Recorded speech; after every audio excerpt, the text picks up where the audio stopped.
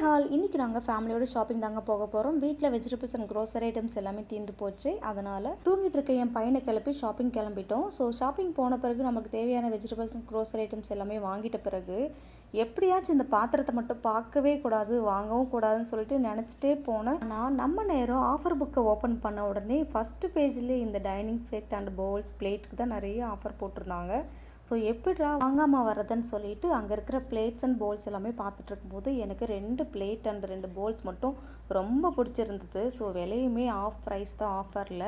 So வாங்கிடலான்னு சொல்லிட்டு வாங்கிட்டு இருக்கும்போது மீன்வேல் என் பையனுமே ஒரு செப்பரேட் பேஸ்கெட்டில் அவனுக்கு தேவையான குக்கீஸ் அண்ட் ஸ்நாக்ஸ் எல்லாமே எடுத்து போட்டுட்டு இருந்தான். ஸோ கடைசியாக பில்லிங் கவுண்டருக்கு வந்து பார்த்தா நம்மளோட பேஸ்கெட் ஃபுல்லாக நிறைஞ்சிருக்கு. அண்ட் பில்லுமே நம்ம எதிர்பார்க்காத அளவு வந்துச்சு. எப்படியாச்சும் கம்மி பண்ணணும்னு நினச்சி போகும்போது அதே பில் தான் வரும். அவ்வளோதான் நான் வெளியே வரும்போது கடைசியாக என் பையன் அந்த சைக்கிளை பார்த்துட்டு பயங்கர அழுக. சைக்கிள் கண்டிப்பாக வேணும்னு சொல்லிட்டு அழுதுட்டு இருந்தான். அதுக்கப்புறம் சைக்கிள் பதிலாக அவனுக்கு பிடிச்ச சமோசாலாம் வாங்கி கொடுத்து சமாதானப்படுத்தினாலும் அவன் வர மாதிரி இல்லை. ஸோ எங்கடா அந்த சைக்கிள் ஏதாச்சும் உடச்சிட்டு போகிறான்னு சொல்லிட்டு லாஸ்ட்டாக வாங்கி கொடுக்காம கூட்டிகிட்டு வந்துட்டோம். ஏன்னா ஆல்ரெடி அவங்ககிட்ட ஒரு சைக்கிள் இருக்குது. கொஞ்ச நேரம் அந்த சைக்கிளில் அவனை உட்கார வச்சுட்டு அதுக்கப்புறம் அப்படியே வீட்டுக்கு கிளம்பி வந்துட்டோம். பாய்.